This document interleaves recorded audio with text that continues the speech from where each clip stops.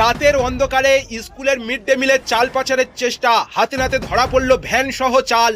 দক্ষিণ চব্বিশ পরগনার নামখানার দারিকনগরে গভীর রাতে স্কুলের মিড ডে মিলের চাল পাচারের চেষ্টার অভিযোগে ব্যাপক উত্তেজনা ছড়ায়। অভিযোগ, স্কুল কর্তৃপক্ষ ও রেশন ডিলারের যোগসাজশে চাল বোঝাই একটি ভ্যান স্কুল থেকে বের করা হচ্ছিল।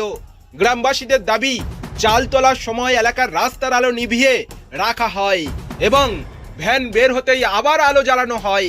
সন্দেহ হয় বাসিন্দারা ভ্যানটি আটকানোর চেষ্টা করলে চালক পালাতে চাইলে একটি চালের বস্তা নামিয়ে গাড়ি ঘিরে বিক্ষোভ দেখান স্থানীয় বাসিন্দারা।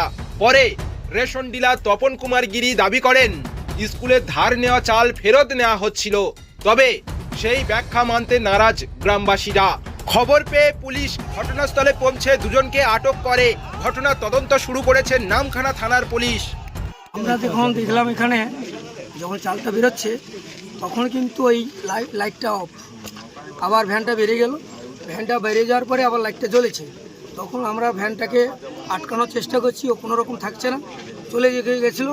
ওই ভ্যান থেকে একটা বস্তা নামিয়ে নিতে তবে গিয়ে ভ্যানটা আটকে গেল।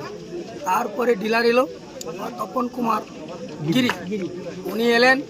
উনি আসার পরে ওনাকে জিজ্ঞেস করা হলো যে এই মালটা যাচ্ছে কোথা।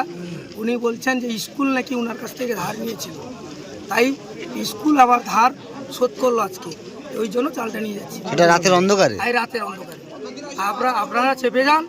উনি বললেন আপনারা চেপে যান, ওটা কিছু করতে হবে না, ওটা আমরা সত্যিকারে বলেছি।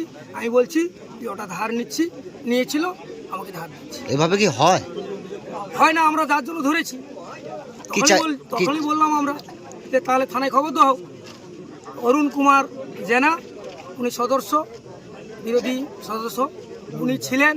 উনি দেখে উনি হচ্ছে ওই থানাতে ফোন করতে, থানার অফিসার। কি চাইছেন কি এখন? আমরা চাইছি সঠিক বিচার হোক। এইভাবে তো অনেক কিছু হচ্ছে, কি নাম? 3-4 বার গেছে, আজকে শুনলাম রাতের অন্ধকার, কিন্তু আমরা তো ধরতে পারিনি, আজকে ধরতে পারছি। যার জন্য আমরা সঠিক বিচার চাইছি। কি নাম? আমার নাম সীমন্ত বেরা। আমরা পাবলিসিটিতে আমরা জেনেই আমরা আটক করেছি। সেখানে রাতের অন্ধকারে চাল নিয়ে যাচ্ছে, এটা তো সন্দেহভাজন। যে যদি কোনো জায়গায় চাল যায় তাহলে দিনের বেলা যাবে, সে রাতের বেলা যাবে কেন, সেটা সন্দেহভাজনভাবে ধরেছি। তখন ওই ডিলার তপন কুমার গিরি এসে বলছে যে স্কুল আমার কাছ থেকে ধার নিয়েছিল, সেই ধারটা আজকে শোধ করছে, আমি নিচ্ছি। সেখানে প্রশ্ন থাকবে যে আপনি যদি ধার নিচ্ছেন তাহলে দিনের বেলা না হয়ে রাত্রিবেলা কেন, এটা আমাদের সন্দেহভাজন। তাহলে আপনারা যদি নিয়েছেন তাহলে লিখিত কাগজ দেখান, না ভার্বালি না কী ব্যাপার আপনারা বলুন, সেটা বলতে পারছেন না। তপন বাবু বাড়ি চলে গেল। সেখানে আমরা কি করলাম, থানাতে ফোন করলাম। থানাতে ফোন করতে ওসি এসে, আর এখানে আমাদেরও জমায়েত হয়ে গেছে, অনেক লোক আটক করা হয়েছে চালটাকে। এবারে বলছে যে বিডিও সাহেব আসবে, এখন অনেক লেট আছে, আসবে। আমাদের সন্দেহভাজন এটা মনে হয় চুরি হচ্ছে। কেন রাতের অন্ধকারে যাবে কেন চাল, এটাও তো সন্দেহভাজন। তা আমি বলছি যে এভাবে তো বারবার এরকম 2-3 বার নাকি এখান থেকে চাল গেছে, সেটাই আমরা এইভাবে ধরেছি। এটার আপাতত সুবিচার আমরা চাই, যেহেতু স্বচ্ছ আমরা সবাইকে নিয়ে চলতে চাই। বিশেষ করে মিড ডে মিলের চাল, ছেলেদের মুখের খাওয়ার, এটা তো চুরি করা অবৈধ, তাই আমরা এটাকে ধরেছি।